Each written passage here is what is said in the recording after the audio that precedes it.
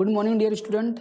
अब हम करेंगे चैप्टर 8 का एक्सरसाइज 8.1 का क्वेश्चन नंबर 2, जो कह रहा है यदि एक समांतर चतुर्भुज के विकर्ण बराबर हैं तो दर्शाइए कि यह एक आयत है।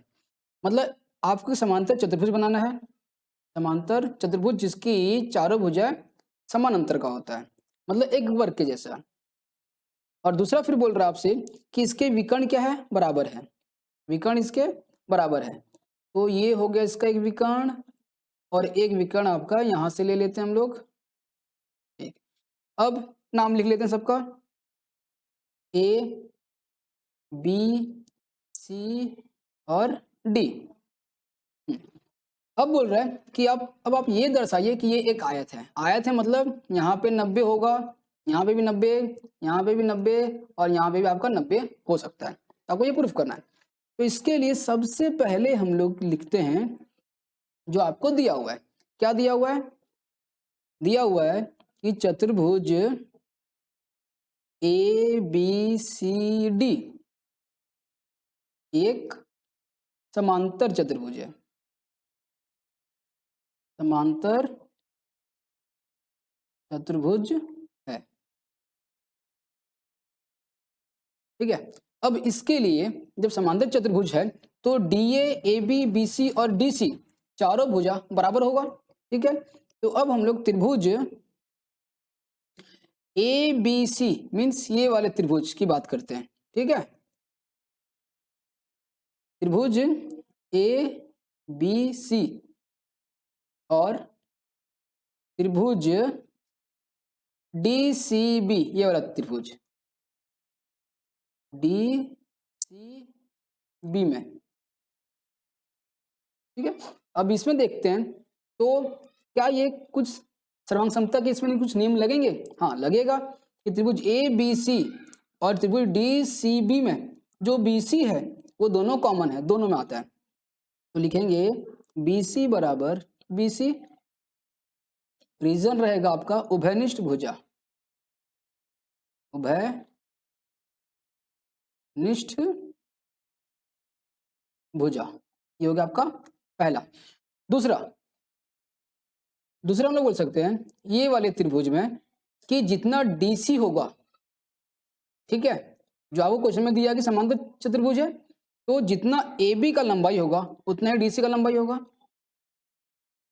ए बी बराबर डीसी हो जाएगा समांतर चतुर्भुज, और ये आपको दिया हुआ भी है समांतर चतुर्भुज। क्वेश्चन में दिया हुआ कि ये समांतर चतुर्भुज है। समांतर चतुर्भुज मतलब जितना डी का लंबाई है उतना ही सी ए का होगा, जितना ए बी है उतना ही डी सी है। चारों का चारों भुजा का लंबाई बराबर है, ये आपको दिया हुआ है।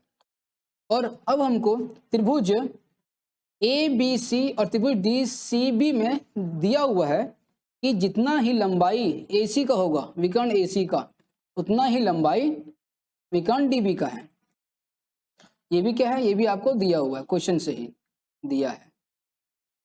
तो अब इन तीनों के सहायता से हम लोग बोल सकते हैं कि त्रिभुज ए बी सी सर्वांगसम है त्रिभुज डी सी बी से।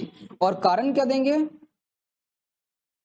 एस एस एस, भुजा भुजा भुजा सर्वांगसम, सर्वांग समता की कसौटी से, की कसौटी से। ठीक है। अब जब ये मेरा दोनों का दोनों त्रिभुज ए बी सी और डी सी बी अगर सर्वांगसम है तो हम लोग बोल सकते हैं कि इसके जो कोण होंगे वो भी क्या होगा? सर्वांगसम होगा। तो अब हम लोग बोल सकते हैं कि त्रिभुज एंगल ए बी सी बराबर होगा एंगल डी सी बी से। अच्छा, मीन्स ये वाला एंगल, बी वाला एंगल और सी वाला एंगल क्या है? बराबर है। तो सर्वांगसम होने के कारण बोल सकते हैं कि त्रिभुज के अंदर angle A B C plus angle D C B को जोड़ के आता है 180। अब इसका रीजन क्या है? एक ही तिर्यक रेखा के और के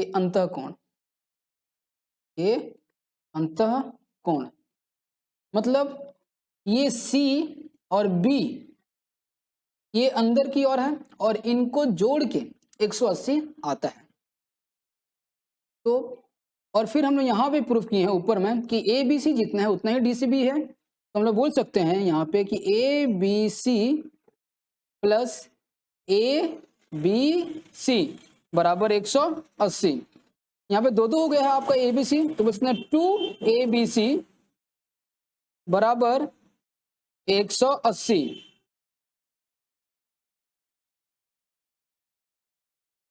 इसलिए ABC बराबर 180 भागे 2 वहां पे कर रहा था गुणा, तो यहाँ पे आके कर देगा 2 भागा।